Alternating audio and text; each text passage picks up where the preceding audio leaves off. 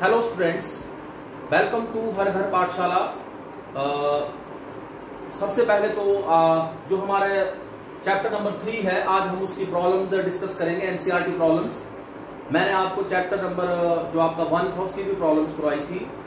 बाकी मैंने आपको बताया था कि मैंने फर्स्ट यूनिट पूरा और साथ में न्यूमेरिकल्स जो है वो पूरे अपने जो चैनल है इसके क्लासेस फॉर फिजिक्स में डाले हुए हैं। अगर आपको कोई दिक्कत है तो आप वहां से निकाल के उसको पढ़ सकते हैं। और मैं सेकंड चैप्टर के भी लेक्चर डालने वाला हूं। बाकी आपको सर ने तो पढ़ा ही दिया होगा, आपको थर्ड चैप्टर आपका कंप्लीट है, तो थर्ड चैप्टर के हम लोग एनसीईआरटी के बुक प्रॉब्लम से डिस्कस करेंगे। तो हमारी एनसीईआरटी बुक प्रॉब्लम चैप्टर 3 हमारी फर्स्ट प्रॉब्लम है, in which of the following examples of motion can the body be considered approximately a point object. ये जो नीचे एग्जांपल दिए गए हैं, हम इसमें देखेंगे कि हमारी जो बॉडी है उसको हम पॉइंट ऑब्जेक्ट कंसीडर करेंगे। तो ये एग्जांपल, पहला एग्जांपल है, ये railway carriage moving without jerks between two stations. तो रेलवे कैरेज जो है that is moving without jerks between two stations. क्या इसको हम रेलवे कैरेज को उसको हम पॉइंट मास मान सकते हैं कि नहीं मान सकते हैं? तो जो पॉइंट मास थी उसकी कंडीशन आपको बता दी गई होगी कि कोई भी ऑब्जेक्ट है वो पॉइंट ऑब्जेक्ट कब होता है, if the distance travel by the object is very large as comparison to the dimension of the object. या दूरी इतनी ज्यादा हो, ऑब्जेक्ट जो है वो इतनी ज्यादा दूरी तय कर रहा है कि उसके बीच में जो दूरी है वो इतनी ज्यादा कि उसके डायमेंशन उसके आगे बहुत छोटे हैं, तो हम उस ऑब्जेक्ट को पॉइंट ऑब्जेक्ट बोल सकते हैं। तो जब हमने पॉइंट ऑब्जेक्ट का कंसेप्ट किया था तो उसमें आपको ये क्लियर हो गया होगा। तो पॉइंट ऑब्जेक्ट, अब देखिए, railway carriage moving without jerks between two stations. मान लीजिए हमारे पास ये ए स्टेशन है और ये बी स्टेशन है, तो ए स्टेशन और बी स्टेशन के बीच में जो डिस्टेंस अप्रोक्सीमेटली कम से कम होता है वो 30 किलोमीटर का होता है। फर्स्ट प्रॉब्लम का आंसर हम लोग करने जा रहे हैं। तो 30 किलोमीटर का तो डिस्टेंस होता ही है। अब रेलवे कैरेज कितना होगा? ज्यादा से ज्यादा 15 मीटर होगा, 15 मीटर लंबा। जो आपका रेलवे कैरेज है, जो ट्रेन की जो जिसमें हम कैरेज ले जाते हैं, तो ज्यादा कितना होगा? 15 मीटर होगा ट्रेन। अगर 15 मीटर होगा तो 30 किलोमीटर में से अगर हम 15 मीटर माइनस सोचे कर ले तो आई थिंक कि कोई फर्क नहीं पड़ेगा। तो 30 किलोमीटर बहुत ज्यादा है और 15 मीटर बहुत छोटा है, इसलिए हम इस कैरेज को क्या एज्यूम कर सकते हैं? Railway carriage moving without jerk between two station, that will railway carriage, जो रेलवे कैरेज है दैट विल एक्ट एज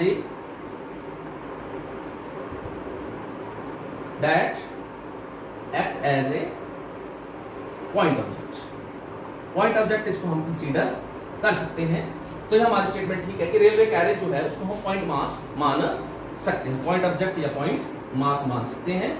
क्यों मान सकते हैं? क्योंकि दो स्टेशंस के बीच में दूरी बहुत ज्यादा होती है और रेलवे कैरेज का जो डायमेंशन है वो उसके आगे छोटे हैं, इसलिए हम इसको क्या मान लेंगे? पॉइंट मास या पॉइंट ऑब्जेक्ट मान लेंगे। सेकंड प्रॉब्लम हमारी,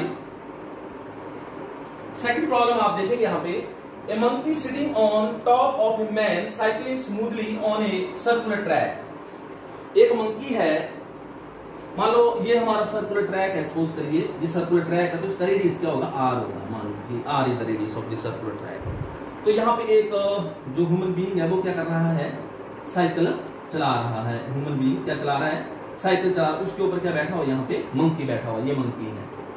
तो ह्यूमन बीइंग जब साइकिल चला रहा है और मंकी उसके ऊपर बैठा हुआ है, तो स्मूथली यहाँ पे वर्ड जो क्लियर कर रहा है, स्मूथली मूव कर रहा है। अगर सर्कुलर ट्रैक छोटा होता तो स्मूथली तो साइकिल मूव नहीं कर सकती है। स्मूथली अगर मूव तभी करेगी अगर सर्कुलर ट्रैक बड़ा होगा। अगर सर्कुलर ट्रैक बड़ा होगा तो उसके आगे मंकी का जो डायमेंशन है दैट इज वेरी स्मॉल। तो इसका मतलब मंकी विल एक्ट एज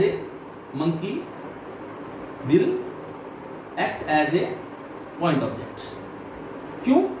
क्योंकि सर्कुलर ट्रैक के जो डायमेंशन हैं वो बड़े हैं। अब बड़े क्यों हैं? क्योंकि सर्कुलर ट्रैक का रेडियस ज्यादा है। रेडियस इसलिए ज्यादा है भाई क्योंकि स्मूथली तभी साइकिल चलेगी अगर सर्कुलर ट्रैक बड़ा होगा। सर्कुलर ट्रैक बड़ा होगा तो स्मूथली हम साइकिल चला सकते हैं। तो monkey will act as a point object. तो सेकंड स्टेटमेंट भी हमारी सही है। अब थर्ड स्टेटमेंट के ऊपर हम लोग चलते हैं। थर्ड स्टेटमेंट है हमारी, दैट इज, थर्ड स्टेटमेंट की बात करते हैं। तो our third statement is that is,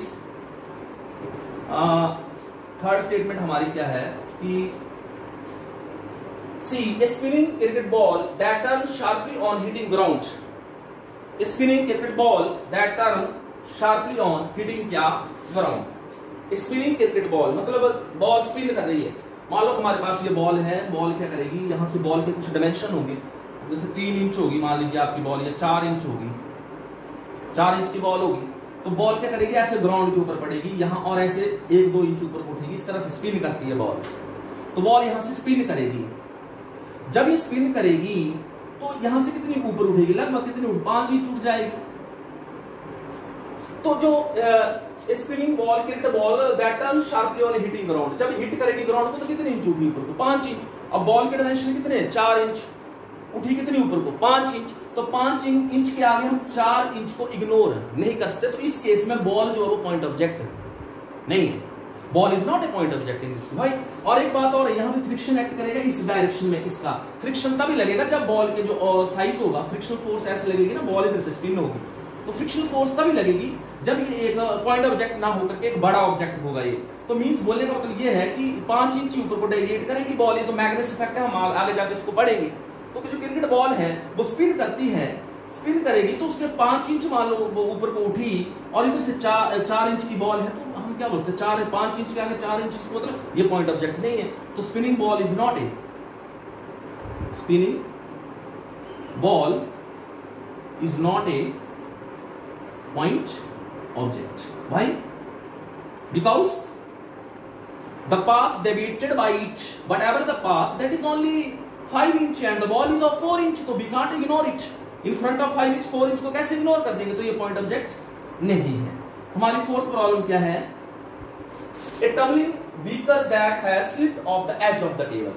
मान लो हमारे पास कोई टेबल है, अब कोई टेबल होगा बेटा, तो टेबल ज्यादा 1 मीटर ऊंचा होगा, उसके ऊपर क्या रखा हुआ है, बीकर रखा हुआ है। अब बीकर कितना होगा आपका, ज्यादा से ज्यादा बीकर होता है आपका 30 सेंटीमीटर हो, 30 सेंटीमीटर भी होता है, 15 भी होता है, और इट में भी 20 सेंटीमीटर, मतलब लगभग 30 सेंटीमीटर का हमारा क्या है, बीकर है। बीकर में क्या भरा हुआ है, वाटर भरा हुआ है। अभी एज के ऊपर क्या हुआ, ये ऐसे टंबल कर रहा है। टंबल करने का मतलब क्या होगा कि इस तरफ को ऐसे टंबल करेगा। जब ये टंबल करेगा आपका ये टॉफल होगा, तो क्या होगा कि ये 1 मीटर का डायमेंशन है टेबल का और इसका डायमेंशन 30 सेंटीमीटर का है। 1 मीटर में कितने सेंटीमीटर होते हैं, 100 सेंटीमीटर। तो 100 सेंटीमीटर के आगे हम 30 सेंटीमीटर को इग्नोर नहीं कर सकते। इसका मतलब beaker will not behave like ए, जो टम्बलिंग बीकर है that will not behave like a point object. तो ये भी नॉट बिहेव लाइक ए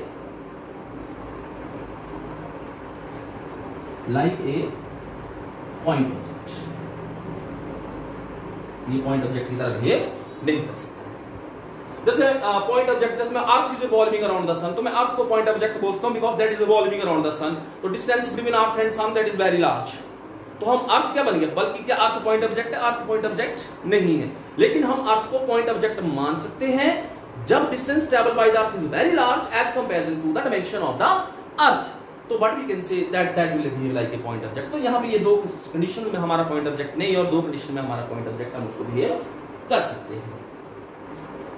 तो अगली प्रॉब्लम है हमारी, अगर आपको यहां पे ज्यादा विजुअल नहीं होता तो आपकी बुक में जो एनसीईआरटी प्रॉब्लम्स होती हैं, तो एनसीईआरटी प्रॉब्लम्स में ये प्रॉब्लम्स वहां पे लिखी हुई हैं, आप वहां से भी इनको पढ़ सकते हैं। तो नेक्स्ट चलते हैं कि a woman starts from her home at 9 AM।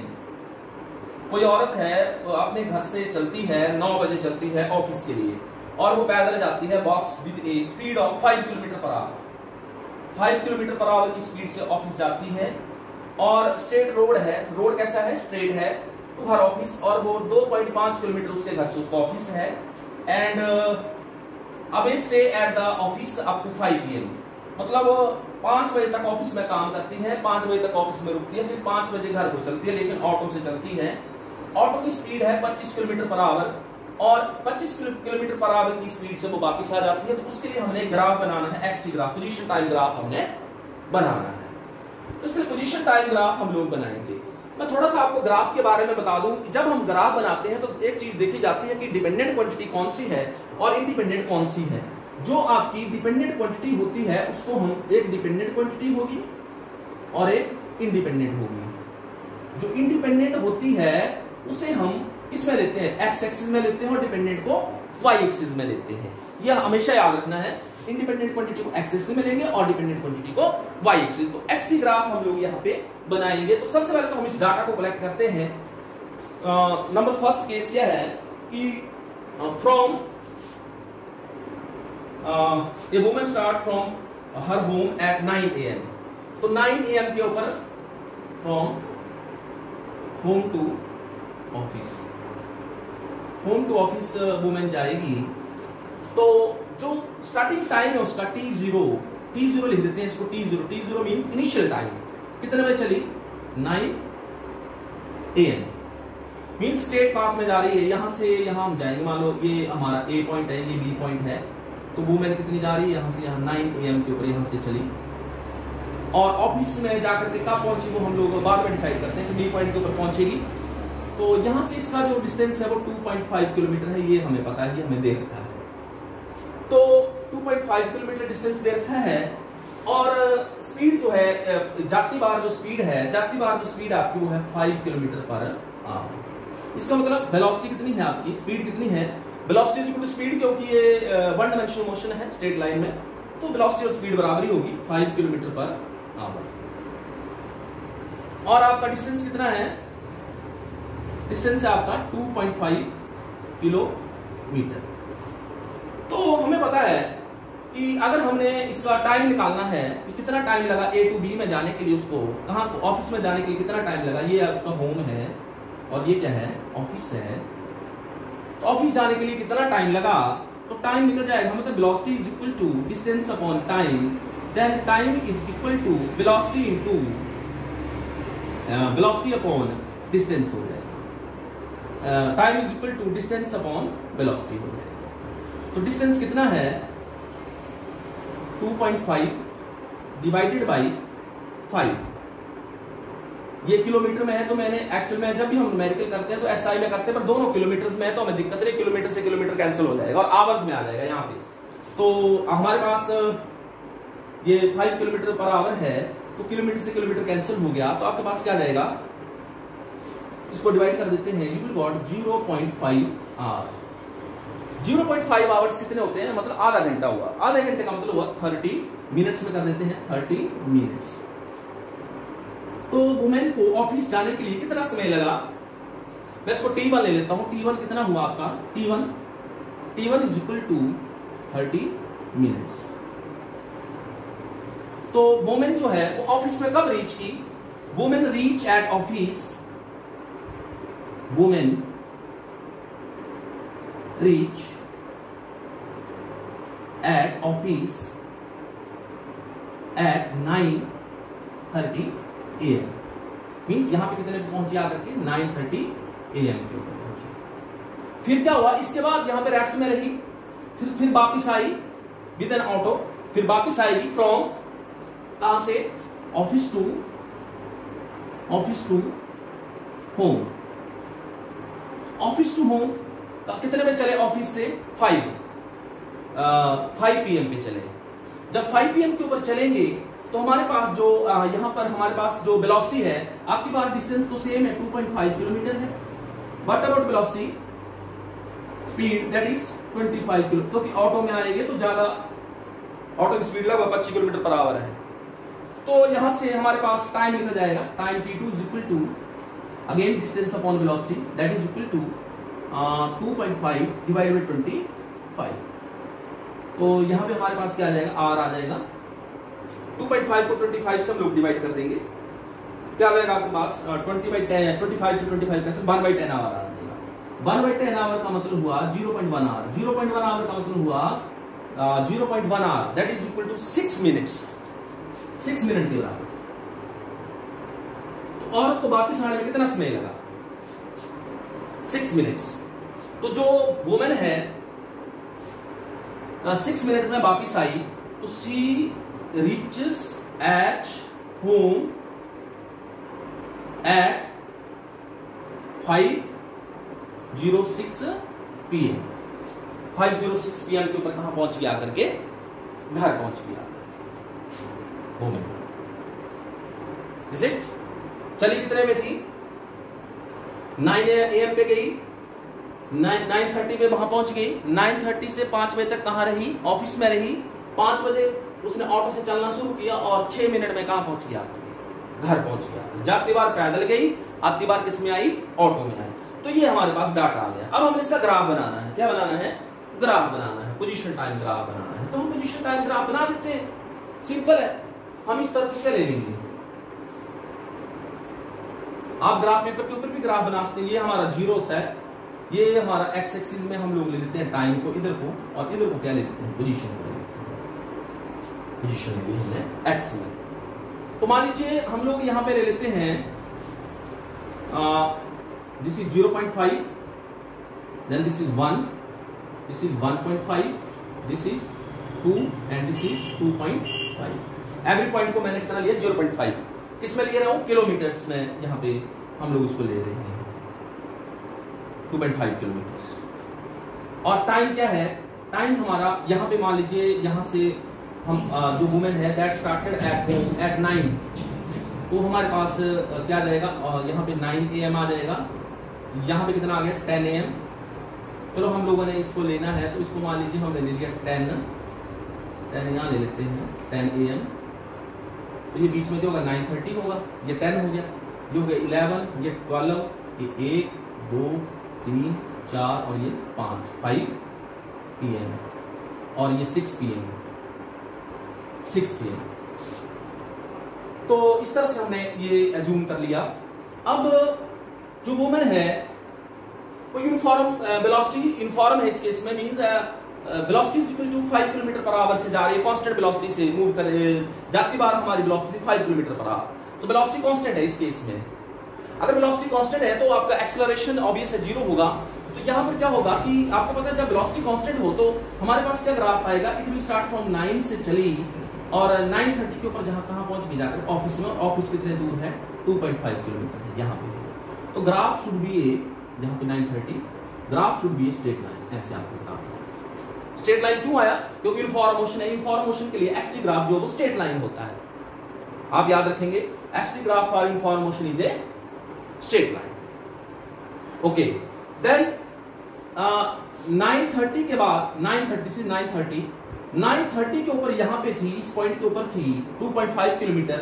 अब 5 PM तक कहां रही, ऑफिस में रही। तो पोजीशन उसकी पोजीशन क्या रहेगी, 2.5 किलोमीटर दूर रहेगी अपने घर से।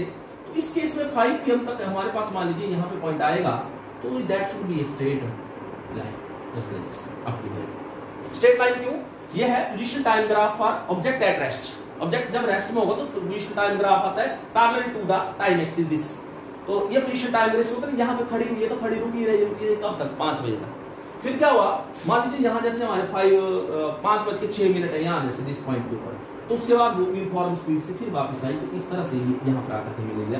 तो ये हमारा ग्राफ किसके लिए बना, ये वुमेन के लिए बना कि that start from her home at 9 AM and reached at her home eight 6:56 PM, and this is the position time graph for the woman that start from her home at 9 AM and reached at the office at 9:30 and returned back from the office from 5 PM and reached at the home at 6 PM 5-6 PM के 6 minute के बाद घर में पहुंचेगी। तो ये हमारा second number problem है। नाउ थर्ड नंबर प्रॉब्लम करते हैं। तो थर्ड नंबर प्रॉब्लम क्या है हमारे पास कि if the position of a particle at an instant t is given by x is equal to t4 plus 4t plus 3, find the acceleration of the particle at t is equal to 3 second. हमें position दे रखी है x is equal to t की power 4 plus 4t plus 3, ये हमें position दे रखी है। आपको पता है कि अगर हमें डिस्प्लेसमेंट पता हो तो हम वेलोसिटी इंस्टेंटेनियस वेलोसिटी निकाल सकते हैं। वेलोसिटी किसके बराबर होती है, rate of change of displacement. अगर हम क्या करते हैं, डिस्प्लेसमेंट को डिफरेंशिएट करते हैं, वेलोसिटी आ जाती है। अगर हम वेलोसिटी को डिफरेंशिएट कर दे तो क्या आ जाता है, एक्सेलरेशन आ जाता है। ये तो हमें पता है। अगर हम एक्सेलरेशन को इंटीग्रेट कर दें तो हमारे पास क्या आ जाएगी, वेलोसिटी। अगर हम वेलोसिटी को इंटीग्रेट कर दें विद रिस्पेक्ट टू टी तो क्या आ जाएगा हमारे पास, डिस्प्लेसमेंट आ जाएगा। रिवर्स प्रोसेस में अगर आपको ये समझ नहीं आ रहा तो आप मेरे इंटीग्रेशन और डिफरेंशिएशन के टॉपिक्स देख सकते हैं, तब आपको ये समझ आ जाएगा कि जब हम डिस्प्लेसमेंट को डिफरेंशिएट करते हैं तो इंस्टेंटेनियस वेलोसिटी आ जाती है। जब हम वेलोसिटी को डिफरेंशिएट करते हैं तो एक्सेलरेशन आ जाता है, और जब हम एक्सेलरेशन को इंटीग्रेट करते हैं तो वेलोसिटी आ जाती है। वेलोसिटी को इंटीग्रेट करें तो डिस्प्लेसमेंट आ जाएगा। ये तो रिवर्स प्रोसेस है इंटीग्रेशन और डिफरेंशिएशन। तो इस इन प्रॉब्लम्स को हम आगे करते हैं। तो हमारे पास जो यहाँ पे वेलोसिटी किसके बराबर आ जाएगी, वेलोसिटी d/dt ऑफ x आ जाएगी। तो हम इसको डिफरेंशिएट कर देते हैं, d/dt ऑफ t की पावर 4 प्लस 4t प्लस 3। तो डिफरेंशिएशन में आपको पता है सबको पहले अलग अलग कर देंगे, d/dt ऑफ t की power 4 plus d/dt of 4t plus d/dt of 3 कर देंगे। तो बेटा इसमें हमारे x की पावर n का फार्मूला लगेगा, तो आ जाएगा 4 इंटू टी की power 4 minus 1 n into x की पावर n माइनस 1। फार्मूला क्या है, x की n is equal to n into x की n माइनस 1। इसको डिफरेंशिएट ऐसे करते, इस फार्मूला लगाया और यहाँ पे कर दिया। दूसरे केस में हमारा 4 बाहर आ जाएगा कांस्टेंट, t के लिए क्या होगा 1 इंटू टी की पावर 1 माइनस 1 प्लस कांस्टेंट का डिफरेंशिएशन कितना होता है 0। तो आपके पास आ जाएगा 4 इंटू टी की 3 प्लस 4 t की 0 इक्वल टू 1, t की 0 equal to 1, it is 4 only. Now what is acceleration, again differentiation of d/dt of velocity. Again कर देते हैं इसकी डिफरेंशिएशन, क्या ये वेलोसिटी को डिफरेंशिएट करते हैं, ये वेलोसिटी आ गई हमारे पास। तो आपके पास क्या जाएगा d/dt ऑफ 4t की 2 प्लस 4। तो you will got d/dt of 4 बाहर आ गया, t की 2 प्लस d/dt ऑफ 4। तो 4 बाहर आ गया, d/dt ऑफ t क्यूब क्या होगी 3 इंटू टी स्क्वायर हो जाएगी और इसकी 0 हो जाएगी। तो आपके पास आ जाएगा 12 इंटू टी स्क्वायर। ये आ गया आपका एक्सेलरेशन। अब बेटा यहां पूछा at t equal to 3 second. तो t जब हम 3 सेकंड रखेंगे, 3 सेकंड, तो हमारे पास a क्या आ जाएगा 12 इंटू 3 का स्क्वायर। तो 3 3 9 इंटू 12, तो 108 यूनिट्स। जो भी यूनिट्स इसके होंगे उस यूनिट्स में हम लोग इसको लिख सकते। तो हमने क्या निकाला एक्सेलरेशन। तो we can find out the acceleration. Say हमारा a car moving along a state highway with a speed of 126 km/h is brought to be stopped within a distance of 200 meter. What is the retardation of the car and how long does it take for the car to stop? Retardation means negative acceleration. Car का हमें acceleration निकालना है। और जो car है, जब कोई object actually में स्टार्ट होता है तो हम इनिशियल वेलोसिटी 0 लेते हैं, जब स्टॉप होता है तो फाइनल वेलोसिटी 0 होती है। तो यहाँ पे ऑब्जेक्ट स्टॉप हो रहा है तो फाइनल वेलोसिटी 0 और आपको इनिशियल वेलोसिटी दे रखी है, साथ में आपको डिस्टेंस दे रखा है। तो सबसे पहले हम क्या करेंगे, हमें क्या दे रखा है, सोल्यूशन इसका करते हैं। हमें s दे रखा है, that is sorry we will got with the speed of how much, s दे रखा है 200 मीटर, डिस्प्लेसमेंट कितना दे रखा है 200 मीटर। उसके बाद हमें वेलोसिटी कितनी दे रखी है, speed. Actually in this case speed is equal to velocity because it is a straight highway. तो स्पीड किसके बराबर होगी, वेलोसिटी के बराबर होगी। तो v किसके बराबर आ जाएगा 126 km/h। हम इसको कन्वर्ट करेंगे तो हम लोग क्या करेंगे 126 गुणा 5/18 डायरेक्ट कर देंगे, क्योंकि हमें यहाँ 1000/36 करना पड़ेगा, तो उसका 5/18 आता है। और यहाँ से हम इसको काटेंगे तो हमारे पास ये 7 आ जाएगा, और 7 जब आ जाएगा तो 7 into 5 दैट इज 35 मीटर पर सेकंड आ जाएगा हमारे पास, 35 मीटर पर सेकंड आ जाएगा। तो हमारे पास वेलोसिटी आ गई और हम इसको इनिशियल वेलोसिटी को लेंगे। इनिशियल वेलोसिटी है तो फाइनल वेलोसिटी इस केस में कितनी 0 है। हमने क्या फाइंड आउट करना है, एक्सेलरेशन फाइंड आउट करना है। तो हमारे पास इक्वेशन है, इक्वेशन ऑफ मोशन हमारे पास है v is equal to u plus at, in which the acceleration is constant, s is equal to ut plus half at square, then we have b square minus u square is equal to 2as। तो हमारे पास suitable equation यहाँ पे ये है, तो हम इसको लगाते हैं b square minus u square is equal to 2as, but about v is equal to 0 square minus 35 का square और इक्वल 2 into a into 200। तो you will got a is equal to 12 5 upon means 35 का square कितना होता है divide by 400। जब हम इसको सॉल्व करेंगे तो यहाँ पे आ जाएगा 12.25 अपॉन 4, तो 4 3 3 और 2 है तो लगेगी 0 और 4 6 चौके 24 और 1 25, तो 3.06 तो हम लिख देंगे 0. माइनस का रहेगा ये, माइनस का -3.06 मीटर सेकंड माइनस 2। तो this the acceleration. What is the retardation? Retardation is the negative acceleration. तो रिटार्डेशन जब हम लिखेंगे तो हम लिखेंगे 3.06 मीटर पर सेकंड स्क्वायर, इसको प्लस करके लिख देंगे तो रिटार्डेशन हो जाएगी। रिटार्डेशन मतलब गाड़ी रुक रही है, कितने, अब टाइम निकालना है कि कितने टाइम में रुकेगी, तो t we have to find out. तो हमारे पास इक्वेशन है v is equal to u plus at, तो यहां से हमारे पास t क्या आ जाएगा b minus u upon a। तो b का वैल्यू कितना है आपके पास 0 minus u 35 divide by a का वैल्यू कितना है 3.06। जब हम इसको सॉल्व करेंगे तो हमारे पास आ जाएगा, it is minus of this, minus minus cancel हो जाएगा, तो आपके पास क्या आ जाएगा 3 11.03 metre second. 11 point this becomes to be equal to 11.43 second is the answer. 11.43 second is the answer. तो इस तरह से हम लोग न्यूमेरिकल्स क्या करते हैं, सॉल्व करते हैं. अब आपकी जो एनसीईआरटी प्रॉब्लम्स हैं वो बहुत ज्यादा है, तो आप उसके सोल्यूशन भी होते हैं. अगर आपको किस तरह का डाउट्स होता है तो आप एनसीईआरटी टीचर से पूछ सकते हैं. Thanks, have a nice day.